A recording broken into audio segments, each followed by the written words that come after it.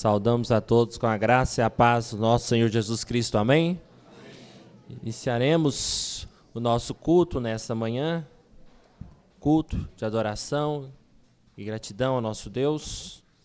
E para o tanto, reconhecemos que diante da nossa imperfeição, diante de tudo que somos, necessitamos sempre, todo instante, e para adorar ao Senhor, que o Senhor nos guie, que o Santo Espírito de Deus nos conduza neste culto.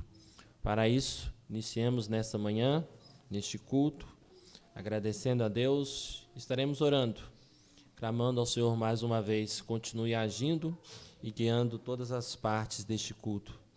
Por isso, oremos, abaixemos as nossas cabeças, mesmo assentados, oremos ao Senhor. Santo Deus, amado Pai, nós reconhecemos mais uma vez a Tua graça e a Tua misericórdia em nos darmos esta manhã e de estarmos na Tua casa para honrar e glorificar o Teu santo nome.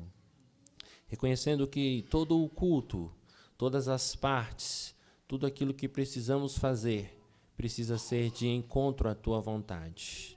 Reconhecendo, ó Deus, que diante de tudo aquilo que somos, falhos, pecadores, de nós mesmos, seria impossível adorarmos, glorificarmos ao Senhor e fazermos a Tua vontade.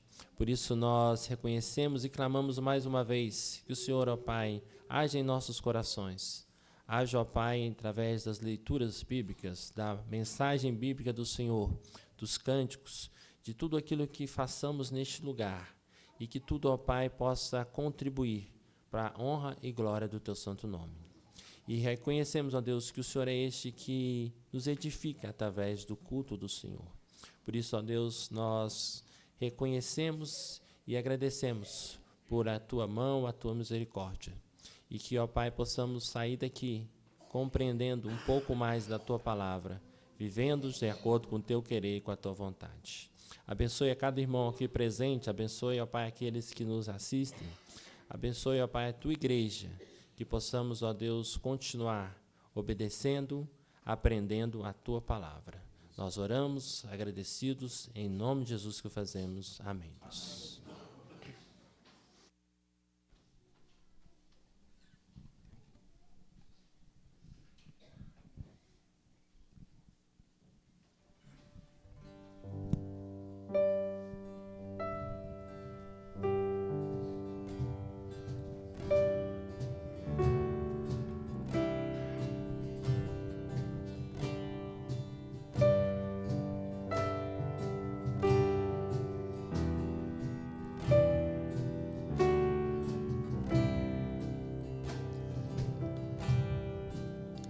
É o Teu povo aqui presente, todos numa só voz declarando que só Tu és grande. Exaltamos Teu doce nome. Pelo amor, pela cruz, por Teu Filho Jesus, pois és santo, sim, és digno de louvor e de ser adorado. És bondoso, Pai querido, dentre todas as coisas, Tu és verdadeiro Senhor. É o Teu povo aqui presente, todos numa só voz declarando que só Tu és grande. Exaltamos Teu doce nome. Pelo amor, pela cruz, por Teu Filho Jesus, pois és santo, sim, és digno de louvor e de ser adorado. És bondoso, Pai querido, dentre todas as coisas, tu és verdadeiro Senhor. Pois és santo, sim, és digno de louvor e de ser adorado. És bondoso, Pai querido, dentre todas as coisas, tu és verdadeiro. Pois és santo, sim, és digno de louvor e de ser adorado. És bondoso, Pai querido, dentre todas as coisas, tu és verdadeiro Senhor.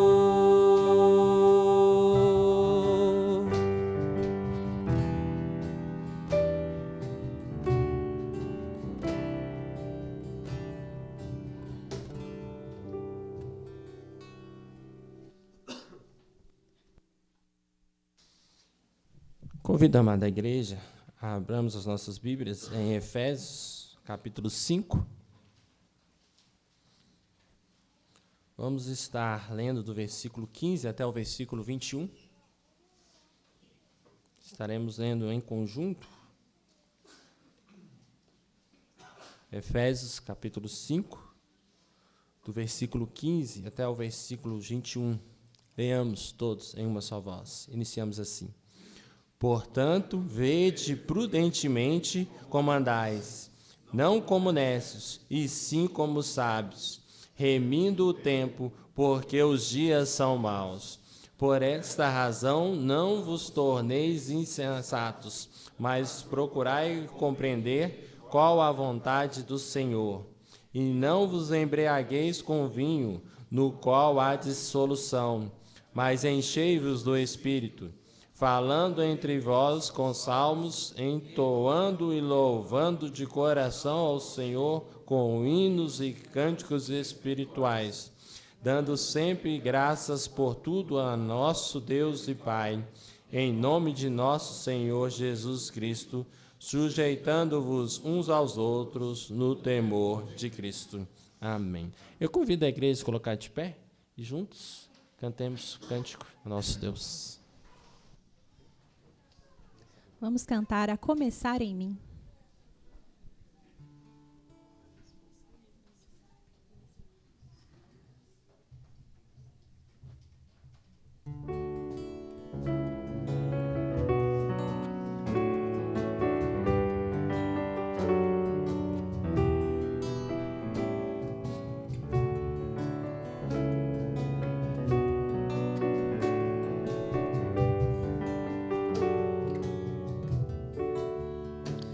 A começar em mim, quebra corações, para que sejamos todos um, como tu és em nós. A começar em mim, quebra corações, para que sejamos todos um, como tu és em nós.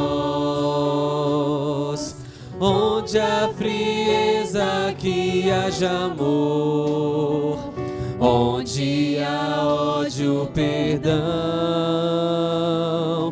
para que teu corpo cresça assim, rumo à perfeição. A começar em mim, a começar em mim, quebra corações, para que sejamos todos um, como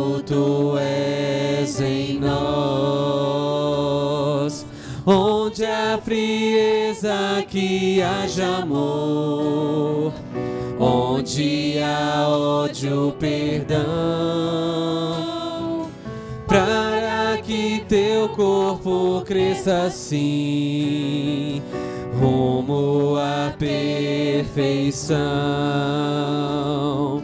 Onde há frieza, que haja amor. Onde há ódio, perdão, para que teu corpo cresça assim, rumo à perfeição.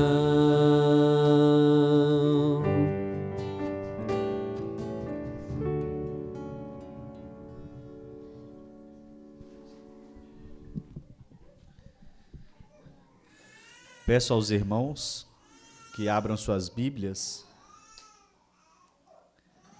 livro de Tiago, capítulo 3. Vamos ler do 13 ao 18, todos em uma só voz.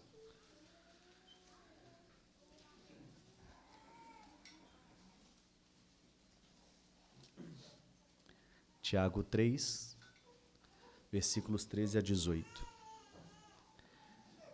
Leiamos. Quem entre vós é sábio e inteligente, mostre em mansidão de sabedoria, mediante condigno proceder as suas obras.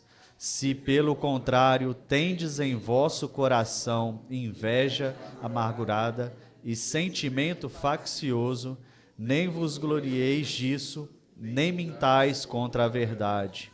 Esta não é a sabedoria que desce lá do alto, antes é terrena, animal e demoníaca. Pois onde há inveja e sentimento faccioso, aí há confusão e toda espécie de coisas ruins.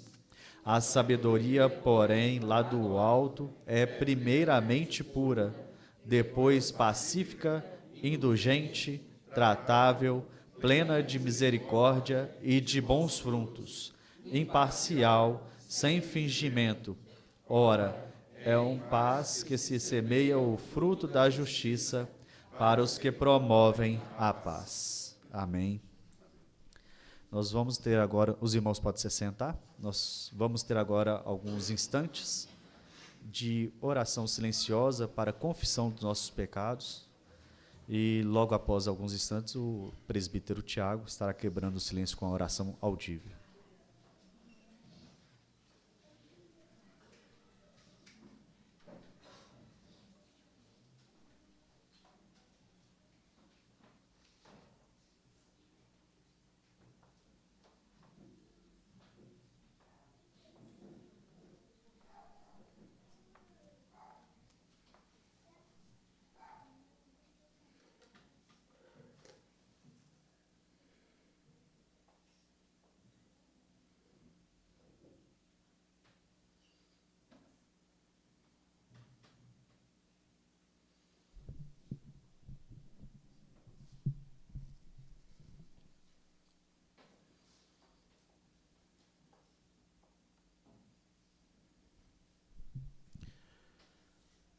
Senhor Deus, nosso Pai Celestial, Deus Santo, Deus Todo-Poderoso.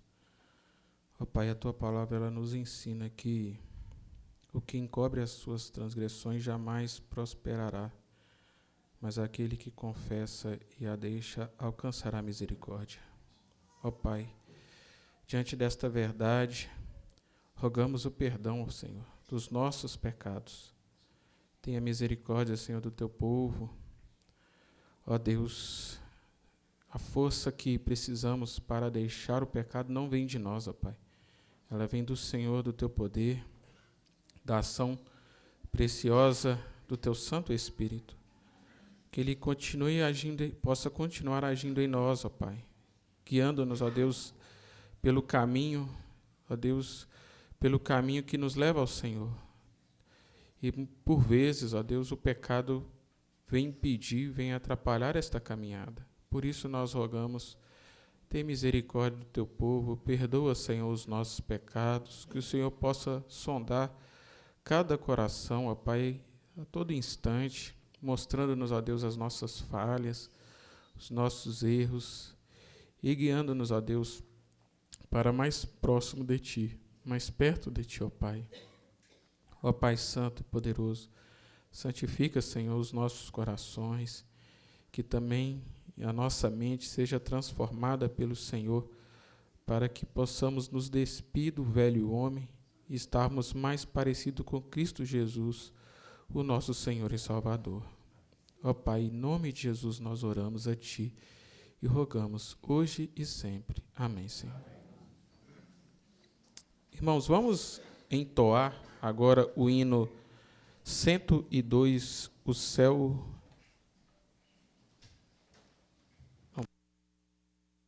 Eu confundi aqui, não, né? O hino 102, o céu com Cristo.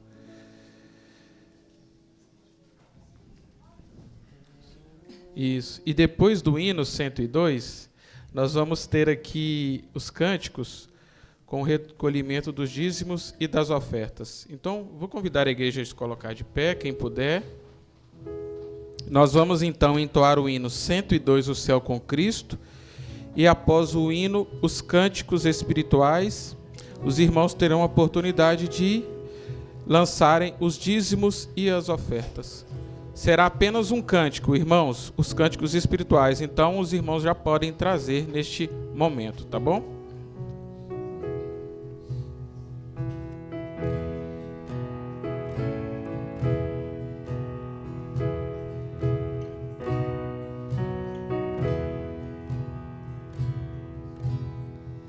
Depois que Cristo me salvou, em céu o mundo se tornou, até no meio do sofrer, eu tenho paz em meu viver.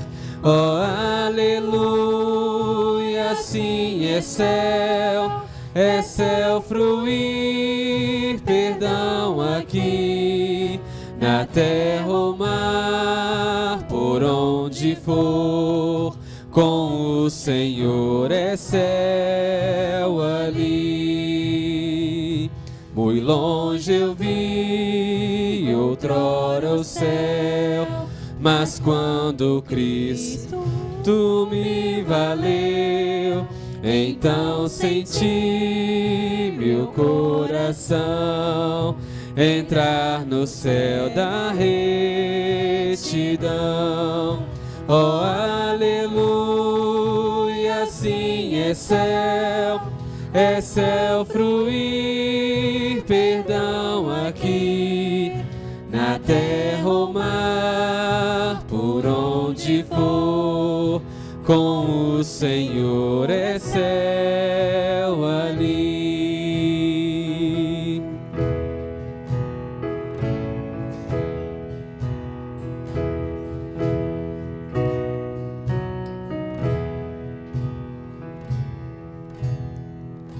Bem pouco importa eu habitar em alto monte à beira-mar, em casa ou gruta, boa ou ruim, é céu ali com Cristo em mim. Oh, aleluia, assim é céu fruir, perdão aqui, na terra ou mar, por onde for, com o Senhor é céu ali.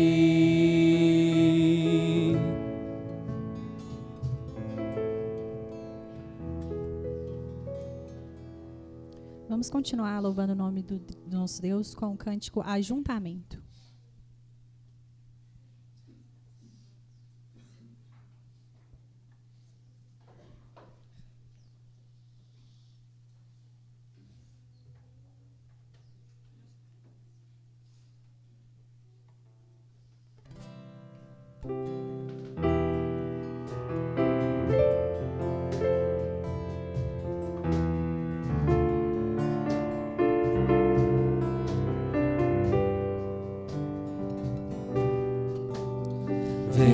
sopra sobre nós teu sopro,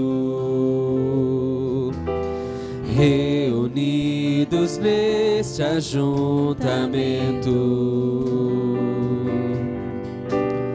Honra e santifique este momento com a tua igreja que é o teu povo. Faz teu rio de paz correr no meio destes que por fé vem bem dizer-te,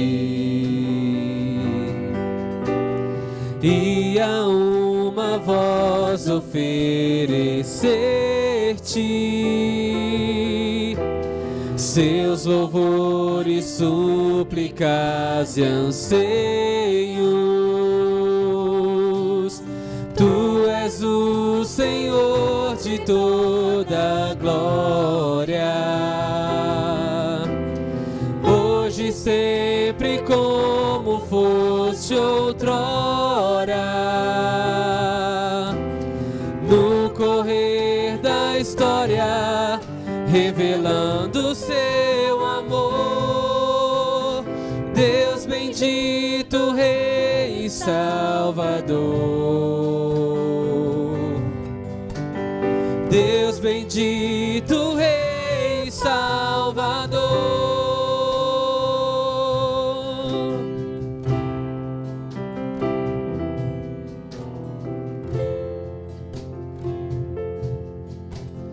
Faz teu rio de paz correr no meio destes que por fé vem bem dizer-te, e a uma voz oferecer-te seus louvores, súplicas e anseios. Tu és o Senhor de toda a glória, hoje e sempre como foste outrora. No correr da história, revelando seu amor, Deus bendito, Rei e Salvador. Deus bendito, Rei e Salvador. Tu és o Senhor de toda a glória, hoje e sempre como foste outrora. No correr da história, revelando seu amor, Deus bendito, Rei e Salvador. Deus bendito, Rei e Salvador.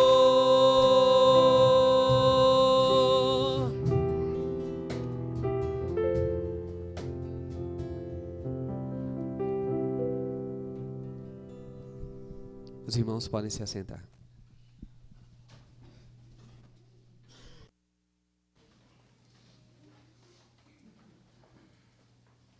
O diácono estará orando em favor dos dízimos e das ofertas.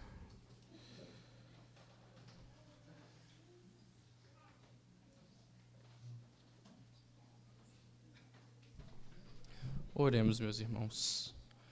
Senhor, meu Deus, muito obrigado, meu Pai, por mais essa oportunidade que o Senhor nos dá, meu Deus, de estarmos aqui louvando e agradecendo o Teu nome, meu Pai. Pedimos que o Senhor continue, meu Pai, abençoando as nossas vidas, nos guiando para o crescimento na Tua obra, meu Pai, nos auxiliando em cada dificuldade e adversidade, meu Deus. Agradecemos por mais um dia que podemos ofertar aqui, meu Pai. Pedimos que o Senhor continue conosco e que o dinheiro que o Senhor nos permite ter, meu Pai, que venhamos de fato usar para a glória do Senhor, meu Deus. Pedimos também que as ofertas aqui depositadas, que o Senhor Guia a liderança dessa igreja com sabedoria, meu Pai, para utilizar conforme a Tua vontade esse dinheiro, essas ofertas aqui depositadas, meu Deus. Pedimos, Senhor, dos enfermos também, que o Senhor possa estar cuidando, dos enlutados.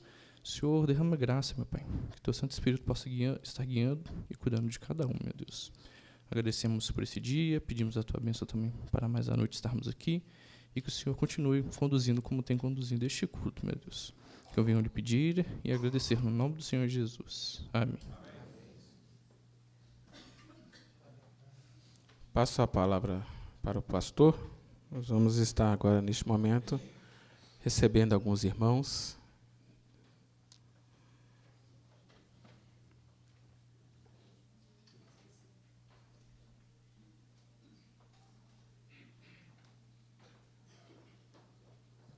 Bom dia, queridos irmãos, graça e paz.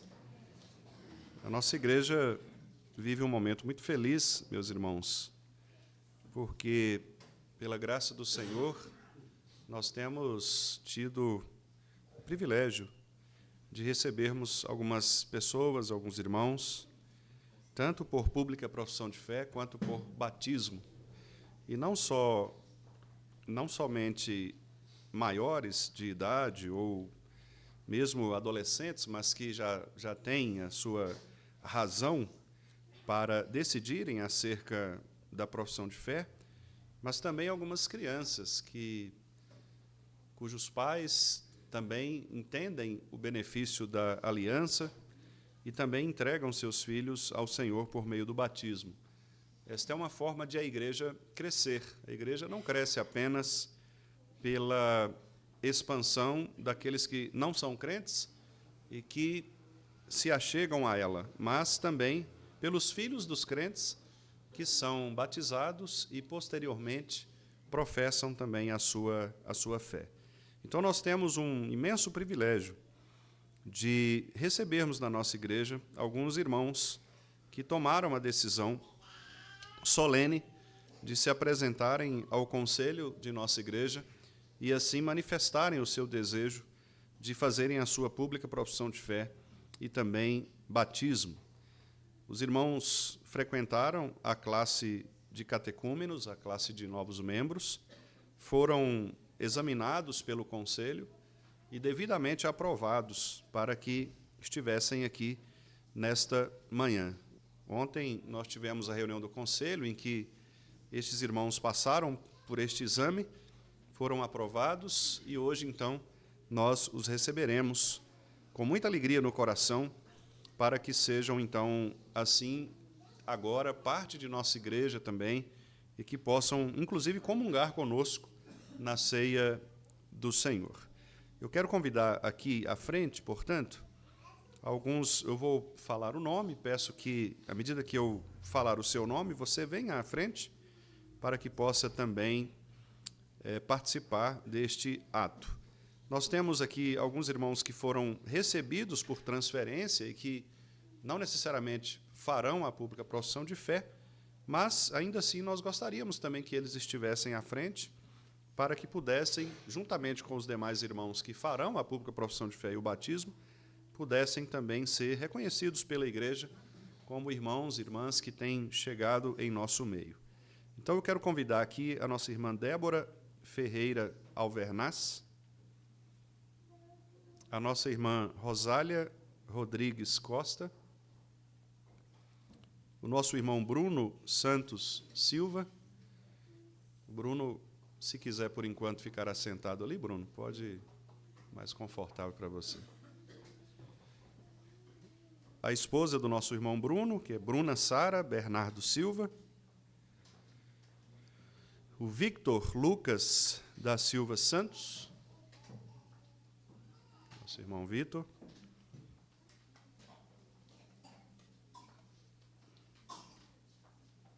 E também como membro menor, o Eduardo está aí, Vitor? Está lá, né? Pode trazê-lo também. Eduardo Lorenzo Gomes da Silva. Pode vir aqui, Edu.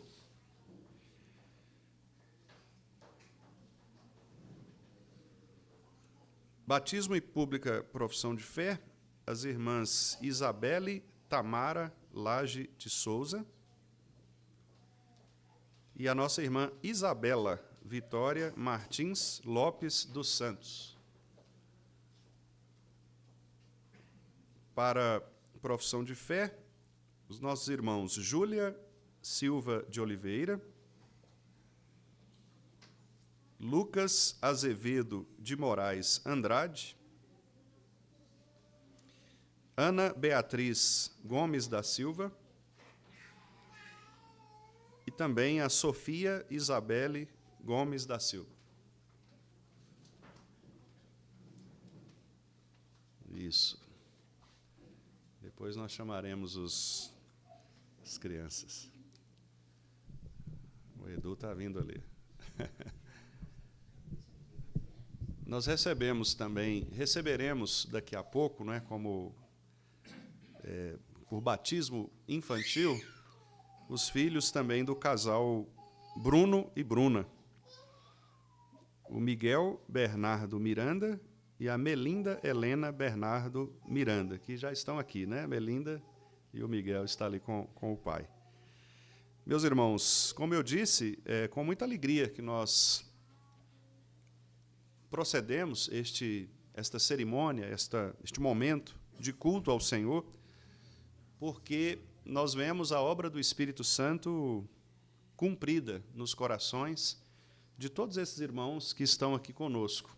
Alguns que já haviam se convertido e que são membros de igreja há mais tempo, outros que, pela fé dos seus pais, puderam testemunhar pelos seus pais a verdadeira fé do Evangelho e assim também se assumiram como cristãos. Outros que decidiram por conta própria também assumir a responsabilidade de serem ou de se tornarem membros de uma igreja local. Então é com muita alegria que eu, como ministro do Evangelho, ordenado pelo Senhor, pela Igreja do Senhor, me encontro neste lugar para proceder, então, ao batismo e à pública profissão de fé destes irmãos. Eu começarei, então, pelas perguntas da profissão de fé e farei de maneira coletiva, e todos vocês, então, que creem, não é, podem responder em voz alta para que a igreja possa perceber. Aqueles que já são membros da igreja, que já fizeram a sua pública profissão de fé, fiquem à vontade também para reafirmar estes compromissos, não é, que vocês fizeram já no passado, mas que certamente também fazem parte agora de um novo momento, uma vez que vocês estão agora numa nova comunidade, não é? Uma comunidade cristã, presbiteriana, mas numa nova comunidade local. Então, as perguntas são as seguintes. Meus amados irmãos em Cristo, vocês creem em um só Deus, que subsiste em três pessoas, o Pai, que é criador de todas as coisas visíveis e invisíveis, o Filho, que foi concebido por obra do Espírito Santo, nasceu da Virgem Maria, morreu pelos nossos pecados e ressuscitou para nossa justificação, e também no Espírito Santo, que é o santificador de nossas almas e doador da vida. Vocês creem nisso? Vocês creem, meus amados irmãos, que as Escrituras Sagradas do Velho e do Novo Testamento são a palavra de Deus e também a única regra de fé e prática dada por Ele à sua igreja, e que, portanto, são falsas e perigosas todas as doutrinas e cerimônias contrárias a essa palavra e todos os usos e costumes acrescentados à simples lei do Evangelho de nosso Senhor Jesus Cristo? Creem nisso? Vocês creem, meus queridos irmãos, confessam que foram concebidos em pecado e que, por natureza, vocês são incapazes de cumprir perfeitamente a lei de Deus, inclinados, pelo contrário, a amar e a fazer o que esta lei condena, tendo assim pecado muitas vezes por pensamentos, palavras e obras? Vocês confessam isso? Confessam também firmemente que o sangue de Jesus Cristo nos purifica de todo pecado e que não há outro meio de se alcançar o perdão e o poder santificador, senão a graça de nosso Senhor Jesus Cristo e a obra do Espírito Santo que Jesus dá a todo o que lhe pede? Confessam isso também?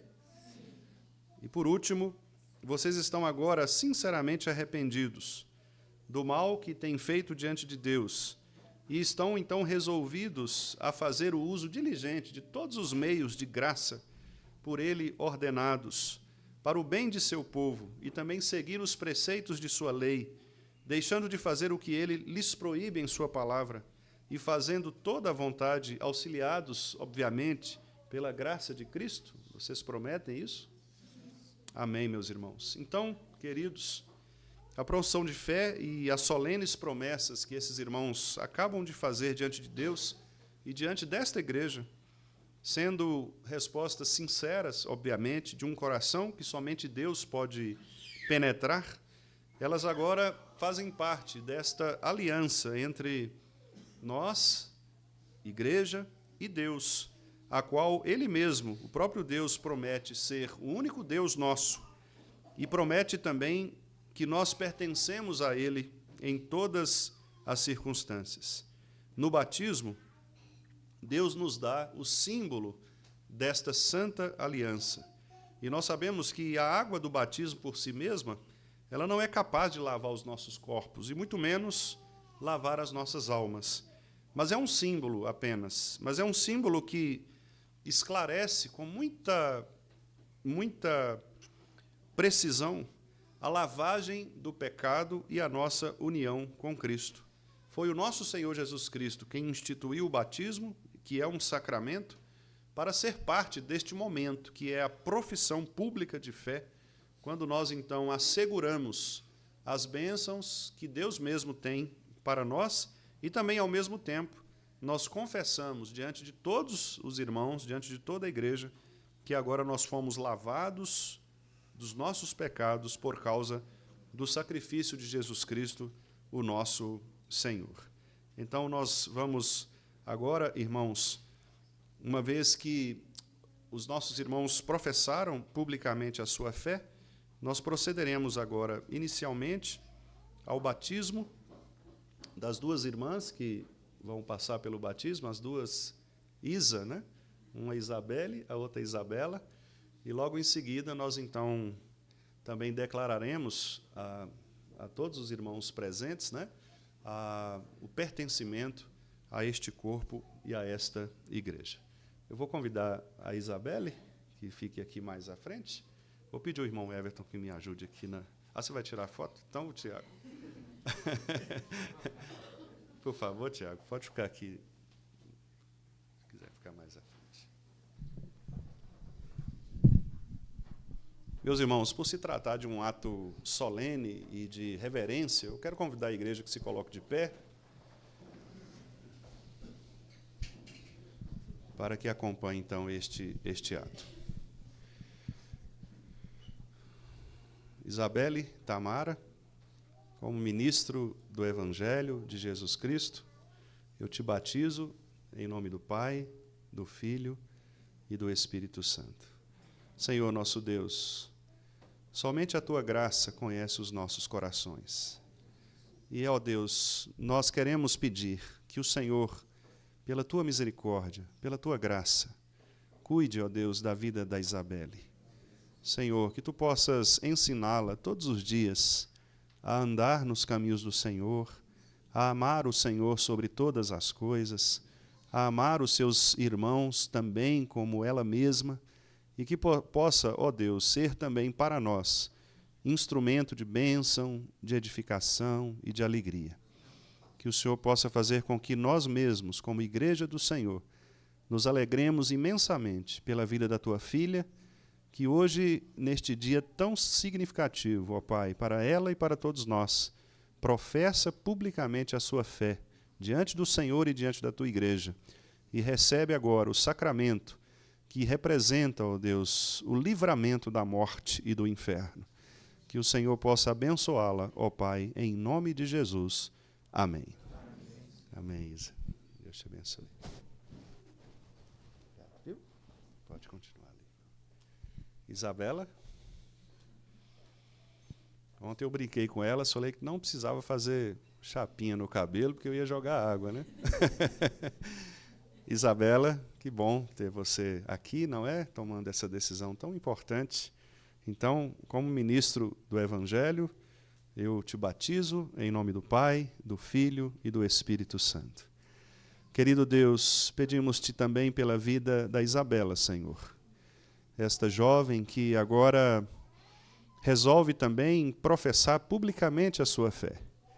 E dizer, ó Deus, para todos nós, que ela crê no teu Filho Jesus Cristo como seu Salvador e Senhor. Que o Senhor, portanto, a abençoe e guarde de todo o mal. Ó Deus, não permita que ela caia em tentações. Permita, ó Deus, que ela cresça na graça e no conhecimento do Senhor todos os dias de sua vida. E que, ó Pai, ela possa crescer ainda mais, motivada, Senhor, pela certeza que o Senhor mesmo planta em seu coração de que agora ela é uma filha do Senhor. Ela pertence a um povo que o Senhor escolheu antes dos tempos eternos, para que pudesse ser luz e sal neste mundo. Abençoe a vida dela, Pai, de toda a sua família. Em nome de Jesus nós agradecemos. Amém.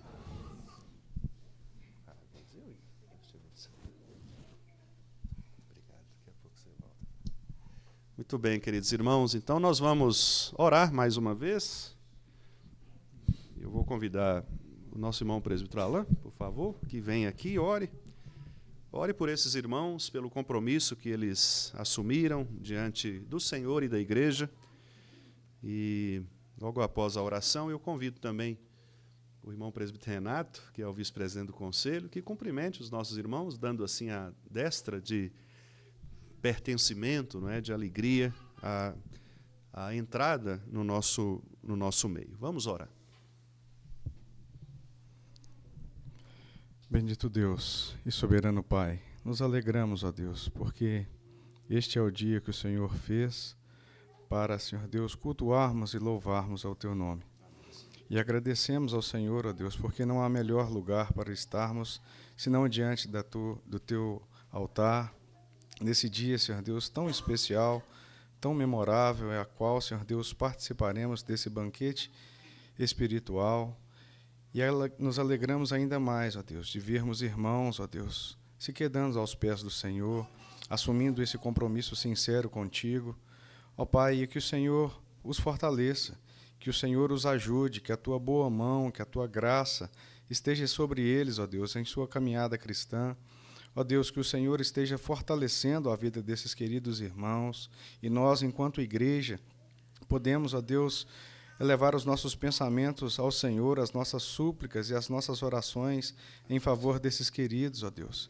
E que eles possam, Senhor Deus, ser agraciados por Ti a cada amanhecer, ó Deus. Que o Senhor os cubra, Senhor Deus, com Teu manto, ó Pai, fortalecendo e dirigindo e guiando os seus passos onde quer que eles forem, ó Pai.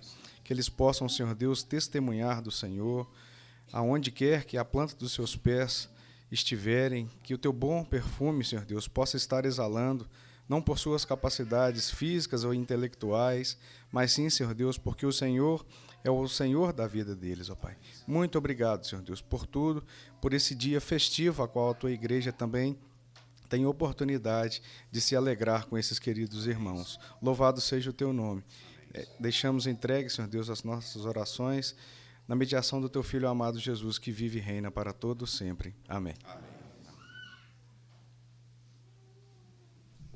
Então, o irmão Renato vai cumprimentá-los em nome de nossa igreja. O ideal é que todos fizéssemos isso, mas o nosso espaço já não permite, né? À medida que forem sendo cumprimentados, podem se assentar, ficando apenas o casal Bruno e Bruna, para que possamos proceder. Os irmãos também podem se assentar.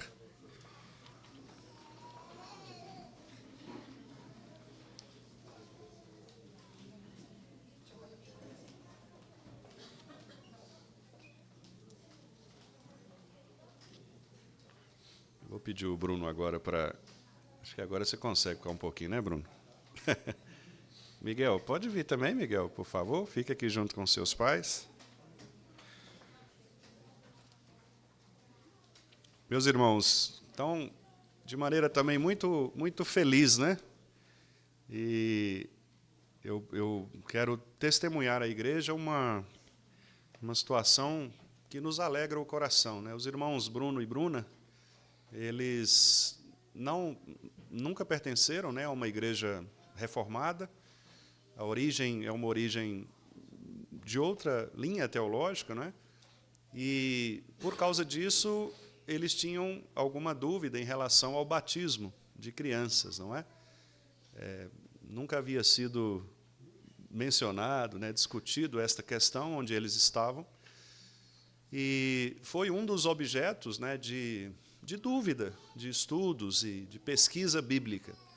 E pela graça do Senhor, por meio dos estudos, por meio da pesquisa bíblica e, obviamente, do Espírito Santo de Cristo em seus corações, eles entenderam a importância, né, e o significado do batismo bíblico. E ontem mesmo, quando estavam sendo examinados para a pública profissão de fé, eles disseram, não, vamos batizar também os nossos filhos, não é? Então, louvado seja o Senhor pelas vidas de vocês, Bruno e Bruna, que Deus possa continuar abençoando as suas vidas, não é? E eu achei também curioso, porque a Bruna perguntou a Melinda assim, você quer batizar? Ela falou, quero. Então, graças a Deus por isso, não é? São duas crianças que agora também já faziam parte da aliança, obviamente, mas agora elas recebem este símbolo, que é, de fato, o símbolo do pertencimento ao corpo de Cristo. Algumas pessoas discutem, mas por que batizar as crianças se elas não entendem ainda a importância do Evangelho? Nós não cremos neste argumento, porque a palavra de Deus nos diz que a fé dos pais é que deve instruir o caminho das crianças. Nós lemos isso lá em Deuteronômio 6, quando diz que os pais devem ensinar as crianças o caminho em que devem andar, inculcando na mente delas. Então, se nós escolhemos todas as outras coisas para os nossos filhos, não é? Nós escolhemos a comida que eles comem, a roupa que eles vestem, a escola onde estudam e tudo mais, por que nós não escolheríamos para eles aquilo que lhes é mais importante, que é o pertencimento no corpo de Cristo por meio deste símbolo? Ah, pastor, mas e se acontecer de amanhã ou depois, ao completar a maioridade, eles não resolverem a sua pública profissão de fé? Bom, esse é um outro aspecto que não nos cabe. O que nos cabe é obedecer a palavra de Deus. E a palavra de Deus diz que os pais são responsáveis por apresentar seus filhos na presença do Senhor. E é exatamente o que estes irmãos, então, Bruno e Bruna, resolveram fazer, entendendo que a aliança que Deus estabeleceu com eles, pais, também compreende toda a sua posteridade, os seus filhos.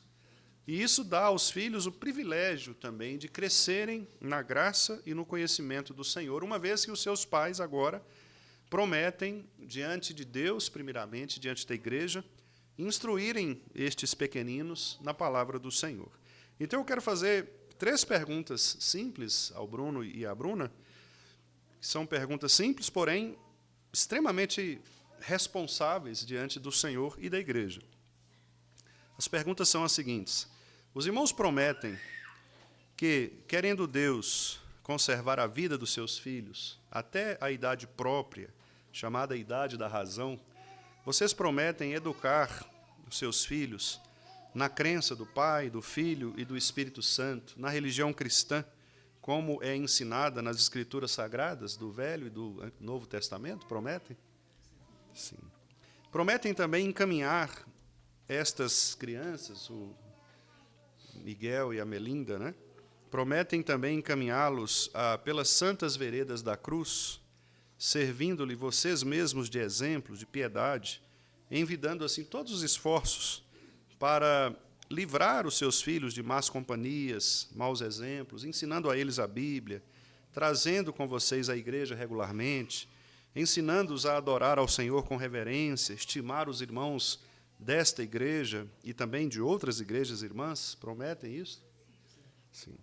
E, por último, vocês prometem orar com eles, por eles, prometem dar a eles a instrução, a educação que puderem dar, criá-los sempre na disciplina e na admoestação do Senhor, conforme a palavra nos orienta? Sim? Então, com estas respostas solenes, meus irmãos, diante do Senhor e diante da igreja, nós então procederemos ao batismo infantil, não é? O batismo do Miguel e da Melinda. Quero convidar os irmãos para se colocarem de pé.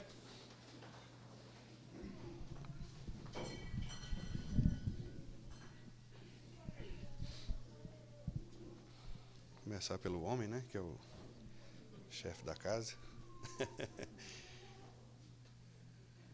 Miguel, eu te batizo em nome do Pai, do Filho e do Espírito Santo. Querido Deus, o Senhor é dono do coração deste pequenino. Só tu sabes o que será com ele, o que lhe acontecerá, qual é a sua história. Mas nós fazemos este ato crendo na tua soberania, no teu poder, crendo que o Senhor é suficiente para conservá-lo em fé, até aquele dia em que o Senhor haverá de buscar toda a tua igreja. Conserve, ó Deus, este pequenino e os seus pais nos caminhos do Senhor para todo sempre. É o que te pedimos. Amém. Amém. Pode ir.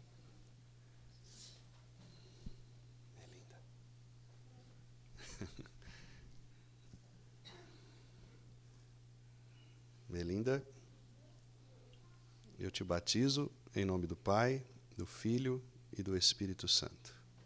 Querido Deus, que esta criança, Senhor, cresça na graça e no conhecimento do Senhor e de tua palavra. Abençoe a Mel, ó Deus, para que ela seja sempre, ó Pai, um exemplo de vida, de crescimento, de fervor, de graça. Livra, ó Deus, de todo o mal. Faça com que os seus pais possam encaminhá-la sempre nos caminhos do Senhor. Ó Pai, e que assim, quando ela crescer cada vez mais e entender ainda mais o Evangelho do Senhor, ela possa, Pai, assim também professar publicamente a sua fé, como fizeram aqui os demais adultos nesta manhã. Que o Senhor os abençoe, Pai Santo, e a abençoe no nome de Jesus. Amém. Nós vamos orar mais uma vez pela família. Querido Deus, muito obrigado, porque o Senhor tem cumprido, ó Pai, em nosso meio a tua palavra. E o Senhor tem trazido para o nosso meio aqueles que são teus filhos. Por isso nós te louvamos pela vida do Bruno, da Bruna e dos seus filhos. E te pedimos, ó Deus, pela tua graça, que o Senhor os conserve nos teus caminhos, até aquele dia em que o Senhor mesmo nos buscará, para que assim vivamos eternamente com o Senhor. Que o Senhor possa, ó Deus, preservá-los de todo o mal, e que eles permaneçam firmes na tua palavra, crentes no Senhor e sempre dispostos a fazer o bem a todos aqueles que porventura estiverem diante deles e for do alcance deles, que eles possam assim viver vidas santas, consagradas e vidas de fato que alegrem o Senhor. Abençoe o Bruno e a Bruna e os seus filhos, no nome de Jesus. Amém.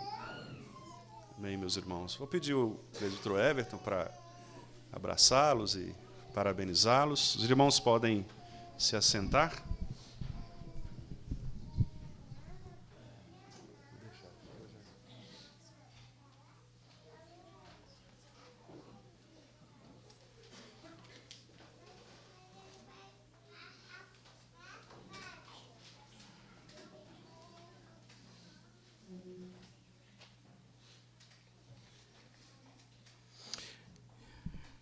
Irmãos, após este momento importante que tivemos, gostaria de convidá-los. Nós não vamos ter a projeção, mas aqueles irmãos que estiverem com boletim, ou com boletim físico ou digital, né, possam acompanhar na leitura. da pergunta do Catecismo Maior de Westminster, pergunta 135. Vamos ler todos em uma só voz a pergunta e a resposta. Vamos ler. Quais são os deveres exigidos no sexto mandamento? Os deveres exigidos no sexto mandamento são todo o empenho cuidadoso e todos os esforços legítimos para a preservação de nossa vida e a de outros, resistindo a todos os pensamentos e propósitos, subjugando todas as paixões e evitando todas as ocasiões, tentações e práticas que tentem a tirar injustamente a vida de alguém, por meio de justa defesa dela contra a violência, por paciência em suportar a mão de Deus, sossego mental, alegria de espírito e uso sóbrio da comida, bebida, remédios, sono, trabalho e recreios, por pensamentos caridosos, amor, compaixão, mansidão, benignidade, bondade, comportamento e palavras pacíficos, brandos e corteses, a longanimidade e prontidão para se reconciliar, suportando pacientemente e perdoando as injúrias, dando bem por mal, confortando e sofrendo os aflitos e protegendo e defendendo o inocente. Amém. Que Deus nos abençoe na compreensão. Passo a palavra, então, para o pastor Wendel.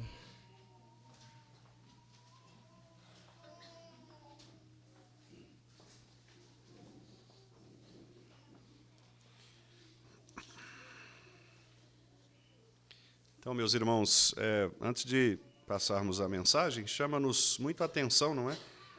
A esta resposta do catecismo, e a mim, pessoalmente, especialmente na parte em que diz que nós devemos fazer uso sóbrio da comida, bebida, remédios, sono, trabalho, recreios. Observe que tudo isso faz parte da nossa vida, não é? E é muito importante que nós sejamos sóbrios mesmo na administração destas coisas. A vida não pode ser só trabalho, ela precisa também de recreação, mas também não pode ser só recreação, precisa também haver trabalho, não é? A vida precisa de comida, bebida, mas, obviamente, dentro também dos limites, remédios, não é? Gente que é viciada em remédio. Então, tudo isso deve ser com muita sobriedade, não é? Para que nós não descumpramos, né, esses deveres que nos são exigidos no sexto mandamento, que é não matarás, não é? Muito bem, meus irmãos, nós vamos então passar a meditação da palavra de Deus, nossa regra de fé e prática, e eu quero convidar os irmãos então para abrirmos na carta aos Filipenses, capítulo 1.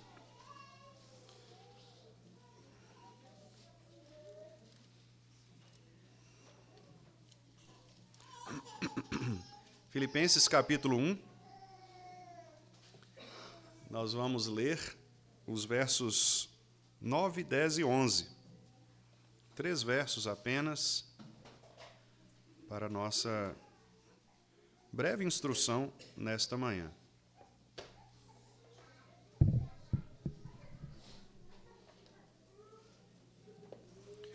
Filipenses 1, de 9 a 11. Diz assim a palavra de Deus: E também faço esta oração, que o vosso amor aumente mais e mais em pleno conhecimento e toda percepção, para aprovardes as coisas excelentes e serdes sinceros e inculpáveis para o dia de Cristo, cheios do fruto da justiça, ou de justiça, o qual é mediante Jesus Cristo para a glória e louvor de Deus. Amém, meus irmãos. Vamos orar mais uma vez? Pai Santo, muito obrigado pela Tua palavra que opera em nossos corações e que nos faz convertidos ao Senhor. Por isso mesmo nós te pedimos que nesta manhã também esta palavra do Senhor possa converter os nossos corações naqueles pontos que precisamos de conversão, que possa também nos consolar, que possa nos admoestar, ó Deus, nos educar na justiça, para que, como a própria palavra diz também, sejamos assim cada vez mais perfeitos e aperfeiçoados, amadurecidos na vida cristã, para que possamos dar bom testemunho desta palavra e do relacionamento que o Senhor tem para conosco. Que o Senhor, portanto, nos abençoe, ó Deus, e esclareça as nossas mentes, no nome de Jesus. Amém. Meus amados irmãos, para aqueles que estão nos visitando, apenas um esclarecimento. Nós estamos estudando na nossa igreja, nos sermões dominicais, estamos estudando a carta de Paulo aos Filipenses. Então, nós estamos seguindo uma sequência e agora nós vamos falar então dos versos 9 a 11.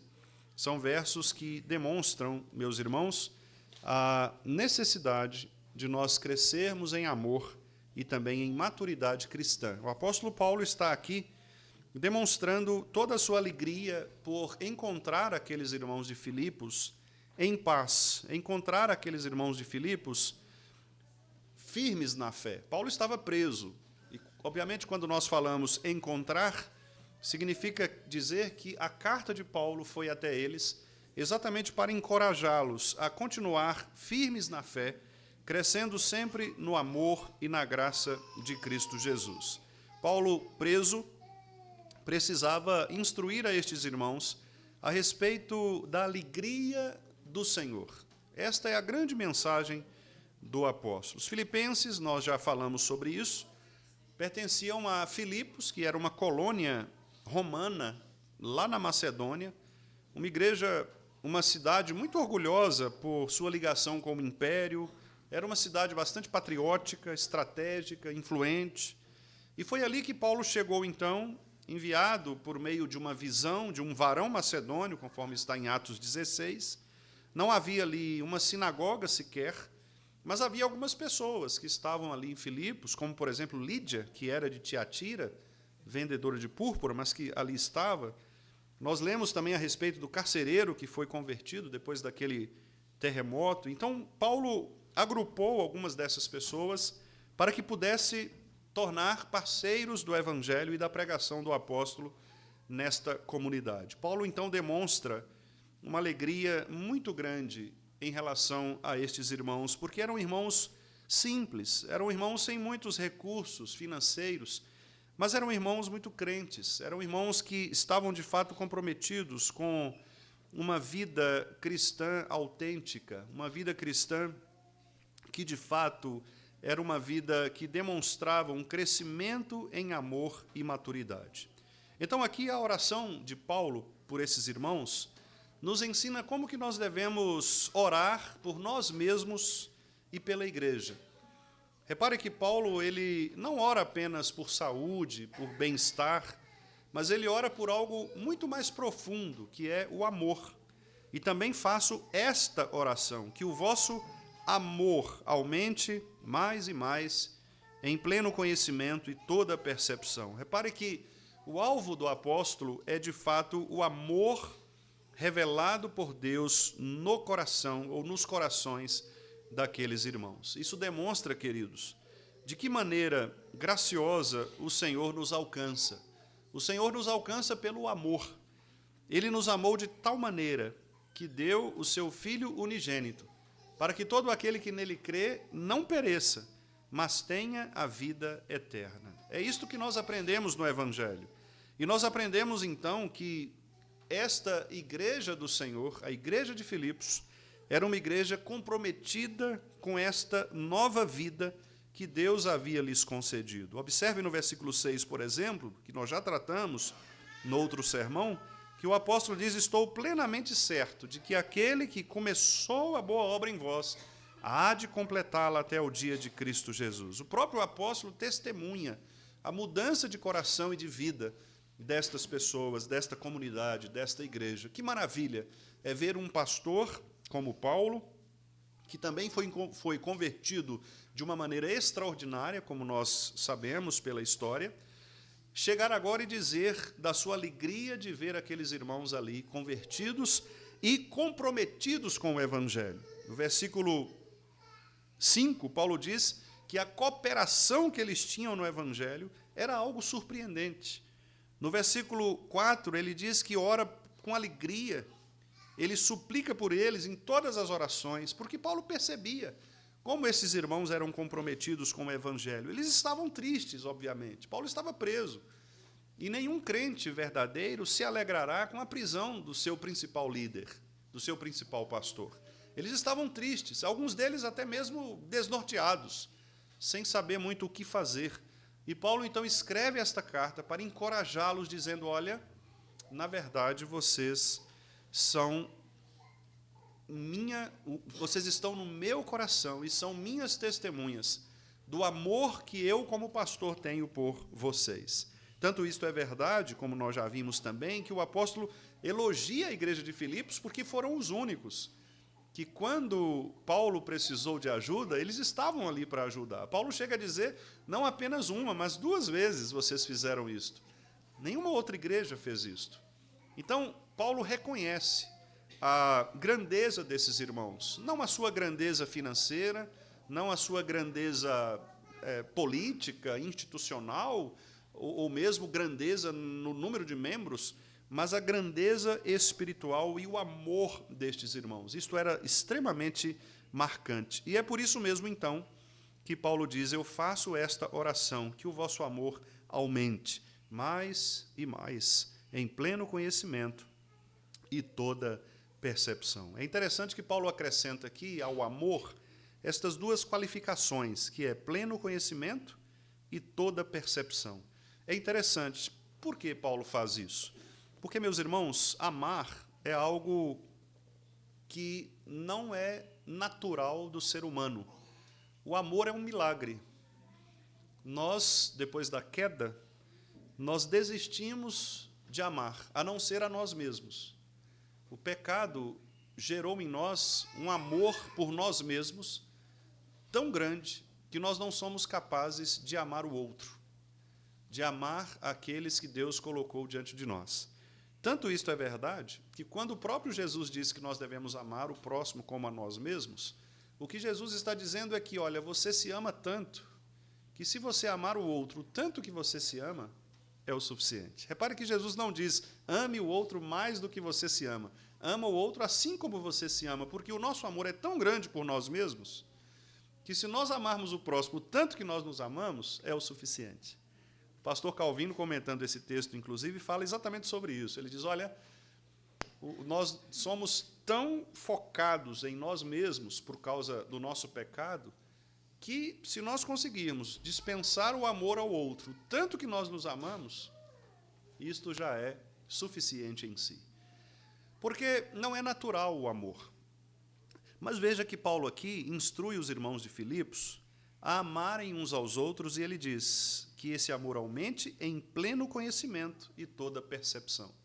Por que conhecimento e percepção? O que são essas coisas em relação ao amor? Meus irmãos, não é possível amar se nós não conhecermos, de fato, a palavra do Senhor.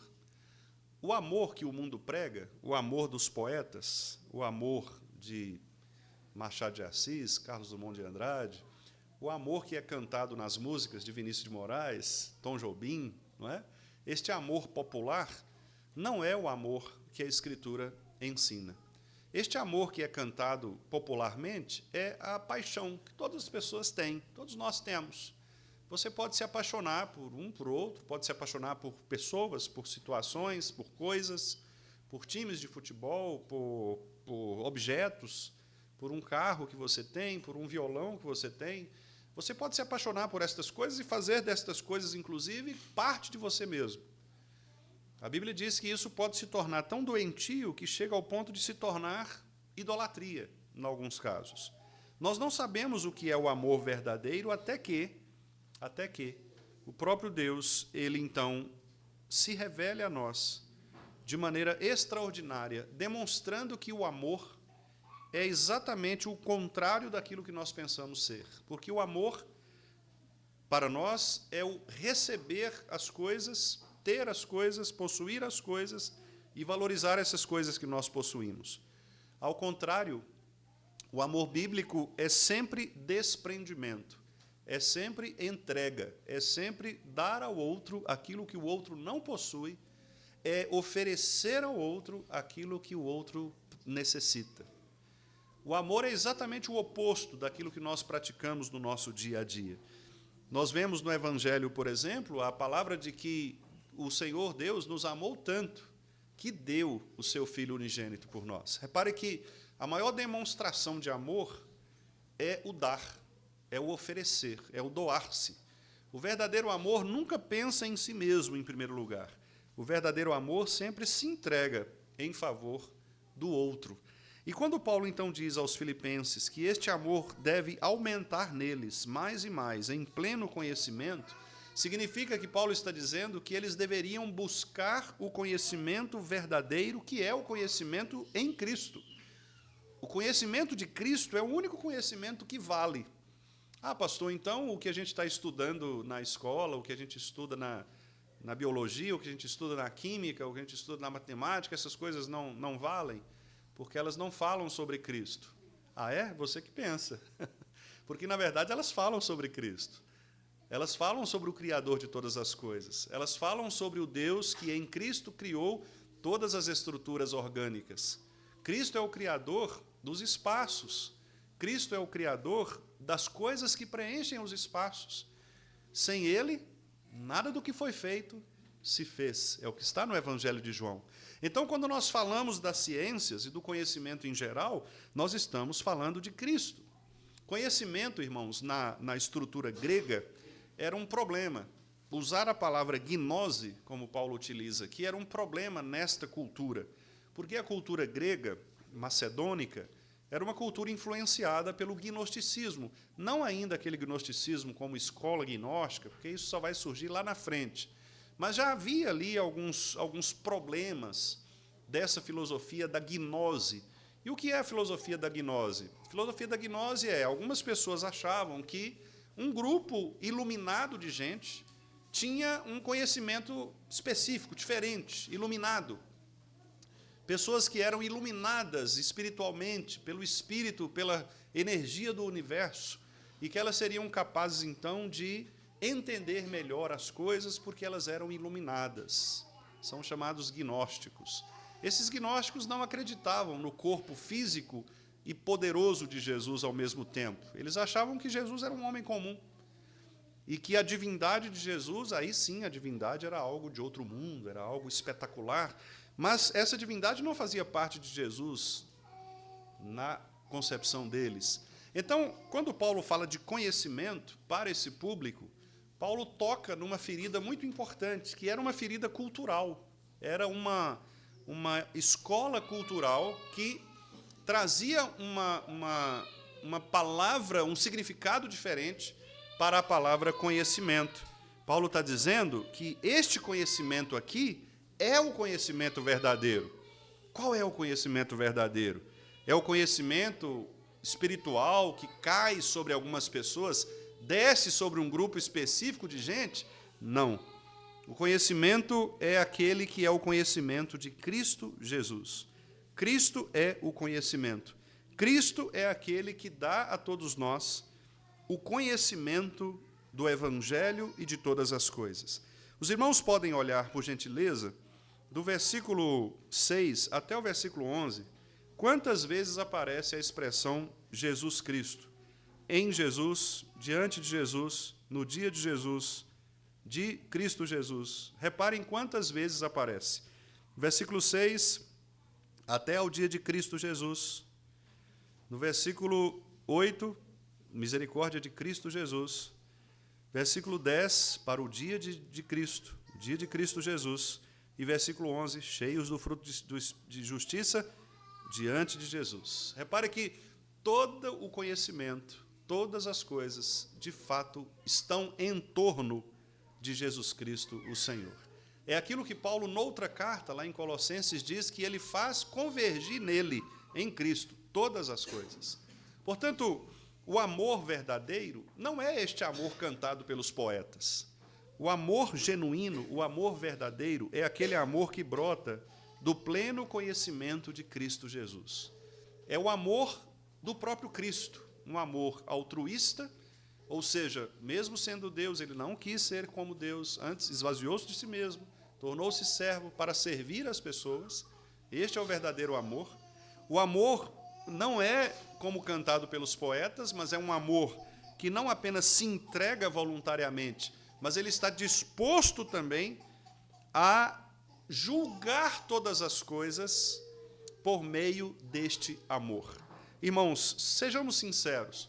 Qual é a nossa tendência ao julgar as atitudes das pessoas? A nossa tendência é sempre julgar a atitude das pessoas com um rigor muito maior, muito mais agressivo do que aquele com o que nós mesmos somos julgados. Percebem isso? Geralmente nós julgamos o outro de uma maneira muito mais agressiva do que como nós julgamos a nós mesmos. Você se olha no espelho, você só está o caco. Mas quando você vê uma outra pessoa, você fala que ela está horrível. Mas te falta um espelho, não é? Porque Narciso acha feio o que não é espelho, não é? Se nós não formos honestos do ponto de vista bíblico, nós sempre estaremos com a razão. Nós sempre seremos donos da razão. Nós sempre seremos os mais bonitos, sempre seremos os mais inteligentes, sempre seremos os mais sábios. É muito difícil nós colocarmos a nós mesmos, ou em nós mesmos, os critérios que a Escritura utiliza para o julgamento das nossas ações. Nós sempre julgamos o outro com maior rigor do que julgamos a nós mesmos. Por isso que Paulo, então, diz que o amor deve crescer no conhecimento de Cristo e, ao mesmo tempo, deve haver uma percepção clara do que é o amor. Repare o versículo 10. Para que vocês aprendam a aprovar as coisas excelentes e para que vocês sejam também sinceros e inculpáveis para o dia de Cristo. Olha que interessante. O amor, aqui, de acordo com Paulo, está sendo colocado como a motivação para o juízo final. Perceberam? Para aprovardes aquilo que é excelente e para que sejam sinceros e inculpáveis, pensando no dia de Cristo. Por quê? Porque a nossa vida, meus irmãos, ela não é uma vida que acaba hoje, no sentido espiritual. Nós podemos até morrer fisicamente, mas a nossa vida não termina hoje, espiritualmente falando. A nossa vida ela é eterna, porque ou nós iremos para o inferno, se não formos salvos, ou iremos para o céu, se formos salvos. Se somos salvos, que é o que cremos, a nossa vida ela não termina, mesmo que a nossa morte física bata à porta. Nós estamos sendo preparados para entrarmos na presença de Cristo, na presença do Senhor. Então, o verdadeiro amor, que é este amor altruísta, é o amor que nos faz nos entregar pelo outro, é um amor que também nos leva a aprovar coisas excelentes. Aquele que não ama, que não é amado por Cristo, ele não sabe aprovar as coisas excelentes. Perceba isso, observe você isso. As pessoas que não têm a mente de Cristo, elas não conseguem aprovar o que é excelente. Pelo contrário, elas aprovam aquilo que é errado, pecaminoso. A tendência de uma pessoa que não tem o amor de Cristo em seu coração é aprovar o pecado. Ainda que ela muitas vezes pinte, faça um disfarce nesse pecado, mas ela vai preferir o pecado porque o amor de Cristo não está presente em seu coração.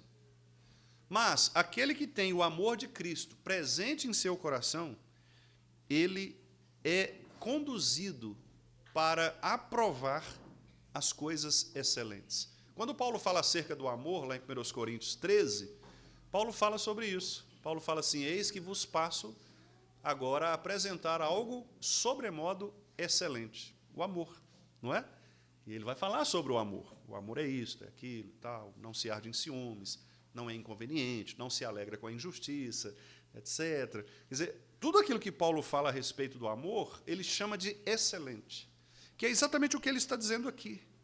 Para provardes as coisas excelentes, só é capaz de viver uma vida de excelência espiritual aquele que é amado por Deus em Cristo Jesus e que aprende a também amar o outro em Cristo Jesus. Se nós não dispusermos nosso coração para que o nosso amor aumente mais e mais no conhecimento de Cristo e na percepção das coisas espirituais, nós teremos muitas dificuldades de aprovarmos as coisas que são excelentes. E nós vamos valorizar exatamente as coisas que não são excelentes. Nós vamos nos preocupar muito mais com as coisas que são periféricas, secundárias.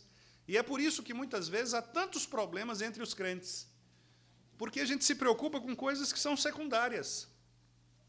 Porque o amor de Cristo não inunda o nosso coração a ponto de nós entendermos qual é, de fato, a razão pela qual nós estamos neste mundo e somos membros do corpo de Cristo. Então, nós começamos a lutar entre nós. Começamos, muitas vezes, a competir. E nós lemos, aliás, na liturgia do culto, um texto que fala sobre isso. Quando nós damos espaço para que a sabedoria do mundo penetre no nosso coração, estas coisas vão causar divisões, vão causar facções. Porque essa sabedoria do mundo, diz o texto de Tiago que lemos, ela é terrena, natural, demoníaca, Tiago chega a dizer. E por que ele diz isso? Porque não é uma sabedoria que vem do alto. Não é um conhecimento de Cristo. Não é este pleno conhecimento de que Paulo fala aqui. É um conhecimento humano. E todo conhecimento humano, meus irmãos, que não é submetido a Cristo, ele leva a divisões. Ele leva a divisões. Nós sabemos disso por experiência própria, porque basta você colocar duas pessoas que pensam diferentemente sobre um determinado tema, qualquer que seja. Um tema político, por exemplo, um tema religioso também. Coloque duas pessoas que pensam diferentemente sobre um mesmo tema, mas elas pensam diferentemente. É difícil, e pode haver até briga mesmo, divisões. Quantas famílias se dividem por questões relacionadas a esse tipo de situação, por problemas políticos? Às vezes, o irmão é de um lado, o outro irmão é do outro, e aí, irmão mesmo, né, sanguíneo. E eles brigam, e se afastam, nunca mais querem se ver por conta de ideias que são contrárias, né? Às vezes, por questões religiosas também. Questões religiosas, membros da mesma família se afastam. Esse tipo de sabedoria é uma sabedoria terrena, animal, demoníaca, porque ela é facciosa. Ela é uma sabedoria que divide.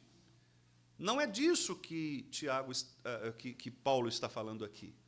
Paulo está falando de um conhecimento em torno da pessoa de Cristo. Só pode haver unidade, portanto, irmãos, e amor verdadeiro, quando há conhecimento pleno de quem Cristo é e de o que Ele faz por nós. Não é possível haver unidade sem a verdade de Cristo. Não se enganem, meus irmãos. Não adianta. Você pode lutar por um ecumenismo social, religioso, qualquer que seja, mas é impossível haver comunhão entre pessoas que não professam a mesma fé em Jesus. É impossível. Impossível. Por isso, Paulo disse, no outro lugar, não pode haver comunhão entre luz e trevas. E Paulo estava falando ali, sabe de quê? De relações comerciais. Nem era de casamento, como geralmente as pessoas usam o texto, né, para falar de casamento, né, o jugo desigual. Paulo está falando ali de comércio, de negócio. O que Paulo está dizendo é o seguinte, olha, se tiver um crente que se torne sócio de uma outra pessoa que não é crente, num comércio, numa sociedade de negócios, vai ter problema. Por quê? Porque o não crente ele vai agir de acordo com o seu coração. talvez sonegando impostos, comprando e vendendo de maneira desonesta, não sei. E o crente, como ele vai participar disso? No caso de Paulo ali, havia, inclusive, problemas relacionados a ídolos, né? Porque as pessoas usavam produtos que eram, às vezes, sacrificados a ídolos ou eram consagrados a ídolos, e tinha toda essa discussão, tanto que ele fala sobre isso depois, né, de comer carne sacrificada aos ídolos, lá no capítulo seguinte de Coríntios, né, 1 Coríntios, porque a grande preocupação é como é que pode haver comunhão entre a luz e as trevas, entre o crente que professa o verdadeiro amor de Cristo e uma comunidade ímpia. É impossível. E os irmãos que trabalham no dia a dia com pessoas que não são cristãs sabem muito bem disso. Como é difícil você, às vezes, levar a sério o Evangelho junto com pessoas que não estão nem aí para o Evangelho. E, às vezes, há situações até piores de você se relacionar com aqueles que se dizem crentes, mas que fazem coisas que os ímpios fazem.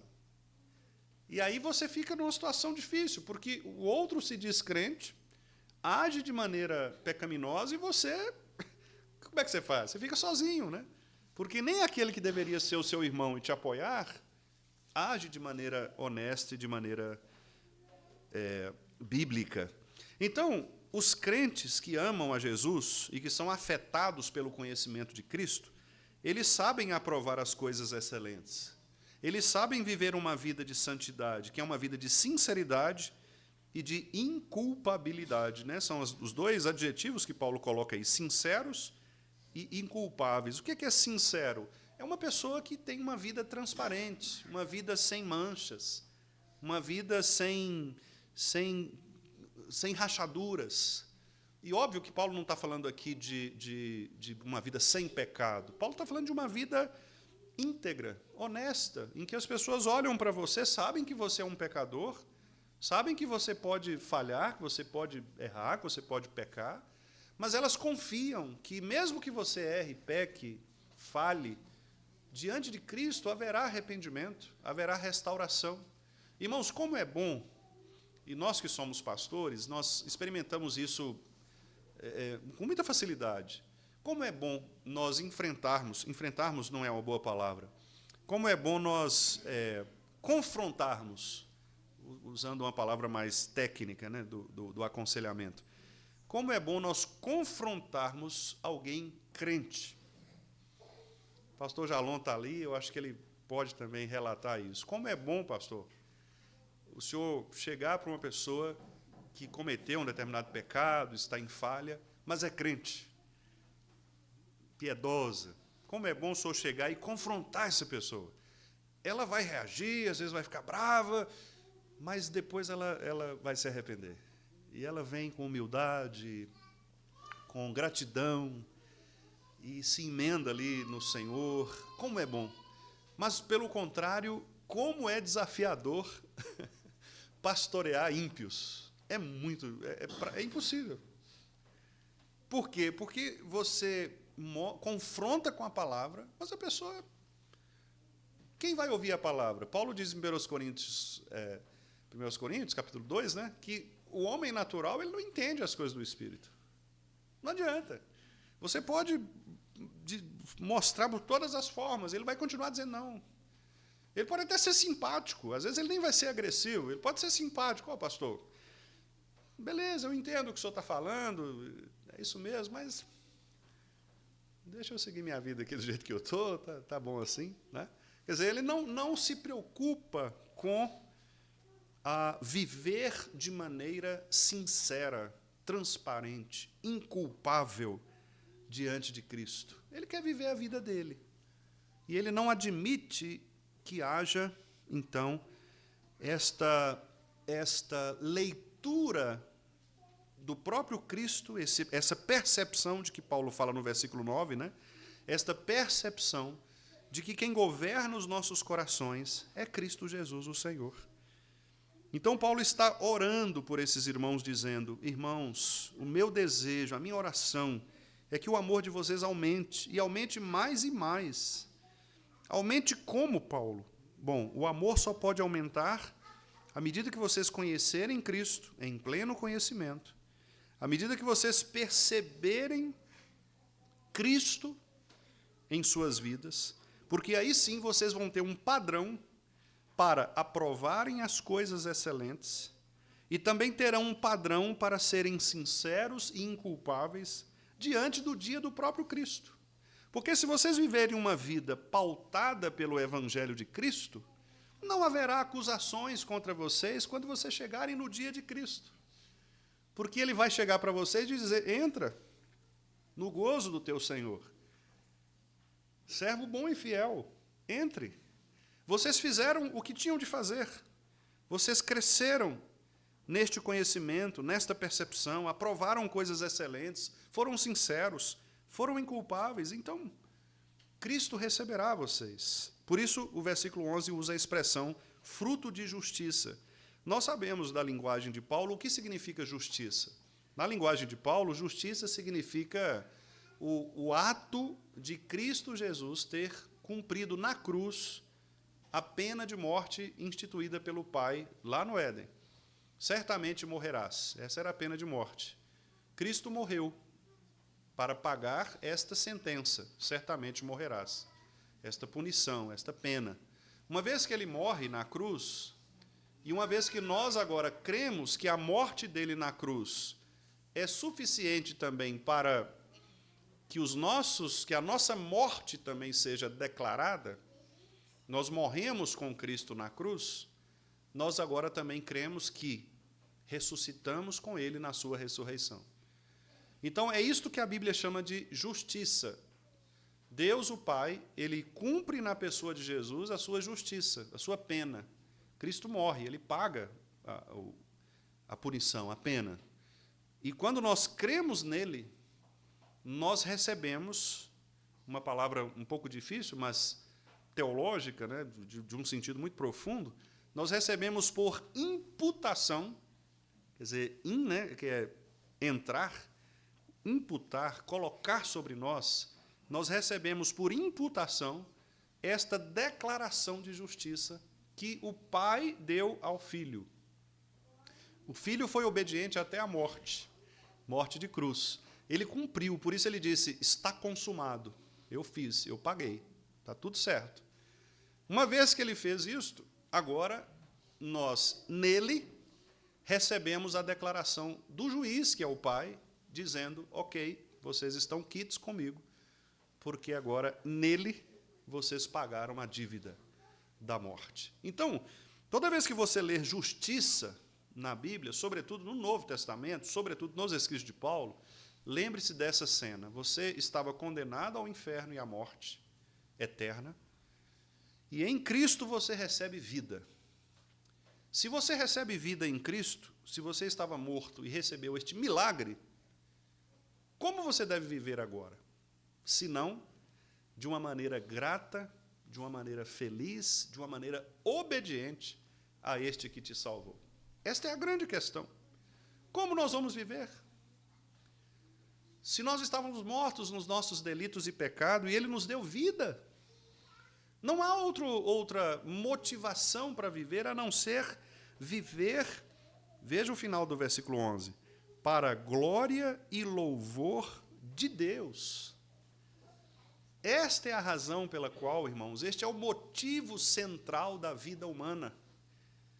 É aquela preciosa pergunta número 1 do breve e do catecismo maior, não é? Que todo crente presbiteriano sabe, não é, irmão Jalão? A 1, pelo menos. A 2 a gente não garante tanto. Mas a 1 eu tenho certeza. Qual é o fim principal do homem?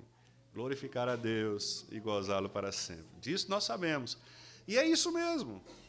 Glorificar a Deus, viver para a glória de Deus, só é possível quando o amor de Cristo atinge o nosso coração de tal maneira que nós passamos a conhecê-lo, que nós passamos a perceber a sua ação em nossas vidas, e quando nós começamos a aprovar as coisas excelentes, rejeitando, portanto, aquilo que não é excelente, aquilo que é pecaminoso, sendo sinceros, inculpáveis, não porque nós não pecamos, mas porque nós recebemos esta inculpabilidade por causa de Cristo, pela sua justiça, cheios do fruto de justiça, que é esta, a morte de Cristo na cruz, o qual é mediante Jesus, ele que nos salvou para a glória e louvor de Deus. Que oração maravilhosa de um pastor pelas suas ovelhas,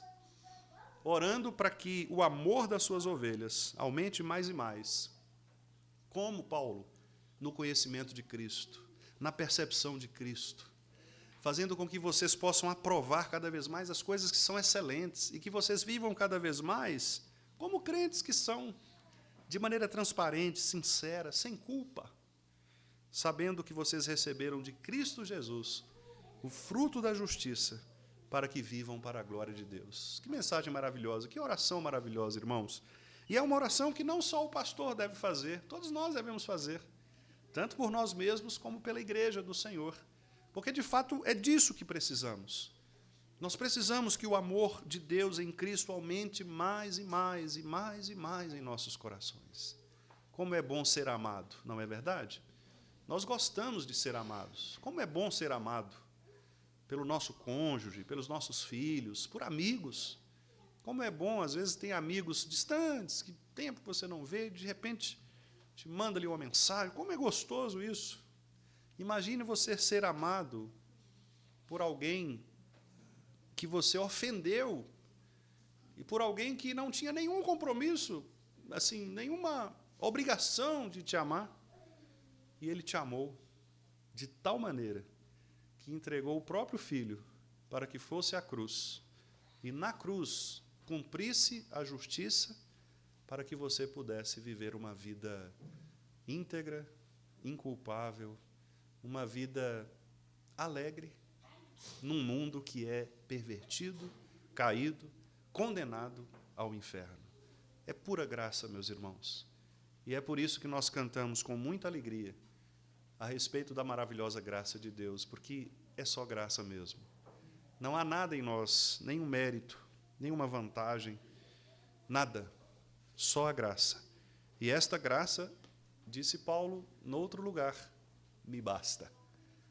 Porque ela é quem me aperfeiçoa na fraqueza. Quando eu penso que estou forte, aí eu estou fraco. Eu preciso da graça do Senhor todos os dias da minha vida. Que esta seja a nossa oração, queridos, e que o nosso amor aumente cada vez mais também no pleno conhecimento de Cristo. Que o nosso amor aumente cada vez mais em plena percepção da verdade de Cristo, da pessoa de Cristo, para que nós possamos aprovar as coisas excelentes, para que nós possamos viver uma vida sincera e inculpável diante do Senhor, para que naquele dia, o dia de Cristo, nós estejamos ali, cheios do fruto de justiça do próprio Cristo, e assim entrarmos na presença dEle, ouvindo aquelas belas palavras. Entrem e experimentem a alegria, o gozo do seu Senhor. Que Deus, então, nos abençoe. Nós vamos orar mais uma vez e logo em seguida passaremos à ministração da ceia do Senhor. Pai querido, muito obrigado, porque o Senhor nos trouxe aqui nesta manhã para que pudéssemos participar desta festa tão maravilhosa, Pai.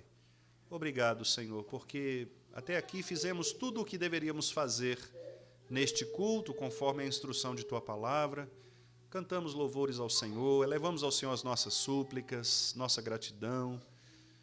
Também, ó Deus, ouvimos a Tua palavra, tivemos também, ó Deus, o batismo, a profissão de fé, e agora participaremos da mesa do Senhor, a mesa que nos une, que nos torna um, que faz com que nenhum de nós aqui possa arrogar para si, ó Deus, qualquer tipo de vantagem pessoal, mérito espiritual, porque todos nós estávamos mortos em nossos delitos e pecados, e o Senhor nos deu vida, vida em abundância em Cristo, para que agora, comendo do pão e bebendo do cálice, nós possamos celebrar esta unidade plena, graciosa do Senhor para conosco. Então, prepare, ó Deus, os nossos corações, e que, se tivermos pecado contra o Senhor, ou se ainda nesse momento os nossos corações estiverem afastados, ó Deus, desta comunhão, que o Senhor, pela Tua misericórdia, nos socorra, Pai Santo, para que possamos nos arrepender e possamos ó Deus, de fato nos entregar ao Senhor inteiramente,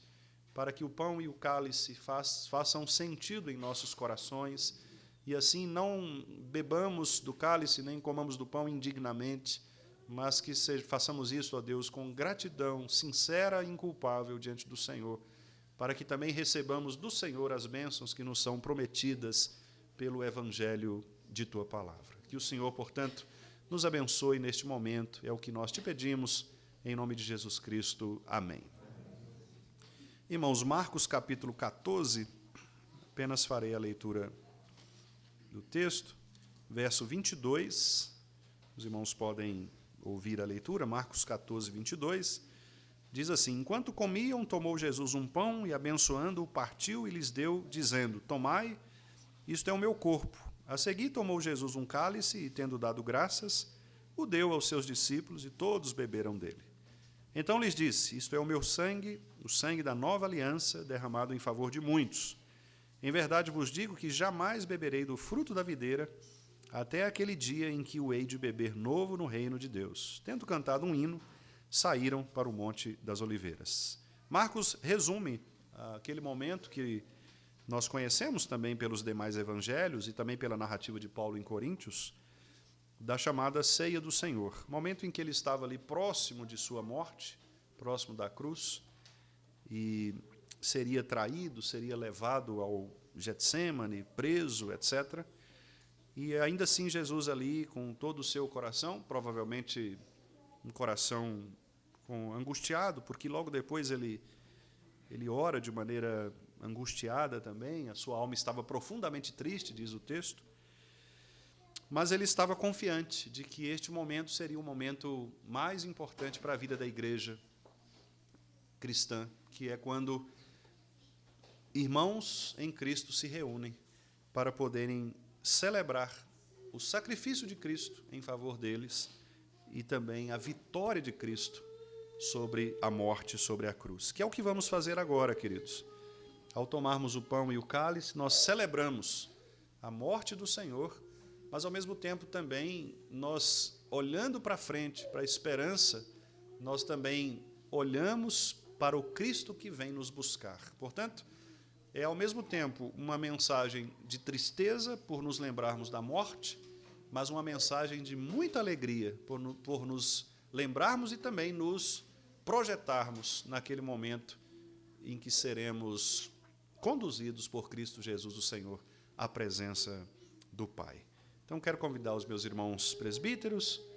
Nós vamos passar, então, a distribuição dos elementos. Como de costume, aqueles irmãos que vão participar, se puderem se colocar de pé. Caso você não possa, basta levantar sua mão, o presbítero vai entregar para você. Mas se você pudesse colocar de pé, apenas para facilitar a distribuição. E logo em seguida, nós receberemos pão e vinho, e logo em seguida, nós cearemos juntos.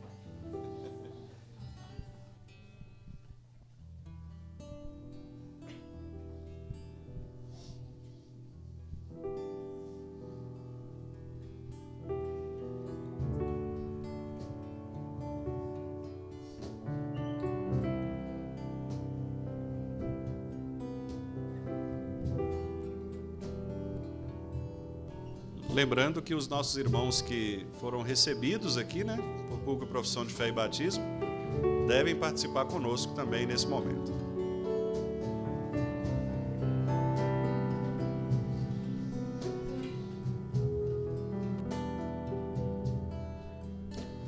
Sei que foi pago um alto preço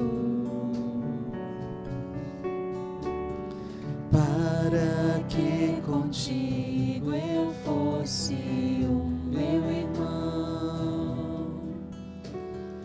Quando Jesus derramou sua vida, Ele pensava em ti, Ele pensava em mim, pensava em nós. Sei que foi pago um alto preço para que contigo eu fosse o meu irmão. Quando Jesus derramou sua vida, Ele pensava em ti, Ele pensava em mim, pensava em nós, e nos via redimidos por seu sangue, lutando o bom combate do Senhor, lado a lado trabalhando, sua igreja edificando e rompendo as barreiras pelo amor. E na força do Espírito Santo nós proclamamos aqui que já foi pago o preço de sermos um só coração no Senhor.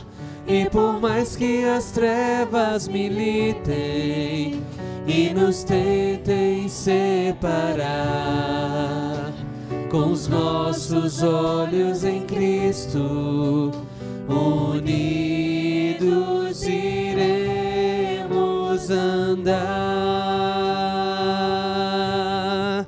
E na força do Espírito Santo nós proclamamos aqui que já foi pago o preço de sermos um só coração no Senhor.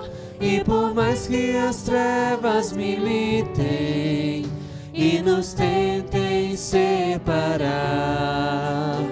com os nossos olhos em Cristo, unidos iremos andar. Unidos iremos andar. Unidos iremos andar. Amém. Todos os irmãos receberam? Se porventura alguém não recebeu, por favor, basta acenar com uma das mãos. Todos receberam? Ok? Então, cumprindo, irmãos, a instrução do nosso Senhor, comamos do pão, uma vez que Ele disse: este é o meu corpo, que é dado por vós, comei dele todos, fazei isto em memória de mim.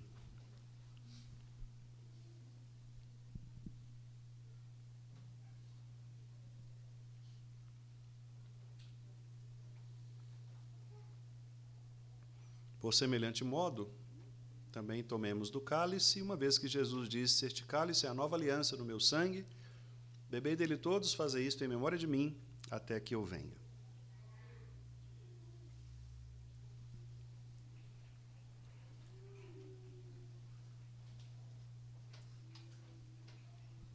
Amém, queridos irmãos. Nós vamos nos colocar de pé. Vamos encerrar o culto nesta manhã. Vou convidar o pastor Jalon para fazer a oração final e também impetrar a bênção. E uma vez impetrada a bênção, assim está encerrado o nosso culto. Temos aviso, Tiago? Não, né? Nós vamos deixar os avisos para a noite, né? Até porque teremos um pouco mais de tempo. Então nós vamos orar, o pastor Jalom vai impetrar a bênção, e logo em seguida, então, nós cantaremos o Amém Tríplice e estaremos, então, dispensados. Que Deus nos abençoe e nos dê um bom restante de domingo.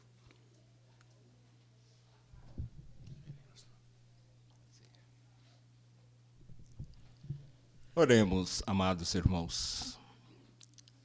Senhor amado, gracioso, bondoso, misericordioso, aqui estamos, ó Deus, tu sabes, frutos do teu amor. Ó Pai querido, nossa gratidão pela manhã deste dia, pela manifestação do teu amor, em trazer para o seio desta igreja estes queridos e amados irmãos. Pai querido, nós queremos te agradecer pela vida do teu servo, que falou aos nossos ouvidos, mas te suplicamos, ó Deus, para que o teu Santo Espírito continue a falar aos nossos corações. Perdoe os nossos pecados, nos conduza, ó Deus, com a tua graça, com a tua misericórdia. É a nossa oração em nome de Jesus. Amém. Que a graça excelsa e maravilhosa de Cristo Jesus, o Senhor nosso, que o amor de Deus incomparável e incontestável, e que as ternas consolações e comunicações do Espírito Santo seja com vocês, queridos e amados irmãos, e também, ó Deus, com todos os teus filhos espalhados pela face da terra, agora e pelos séculos dos séculos. Amém.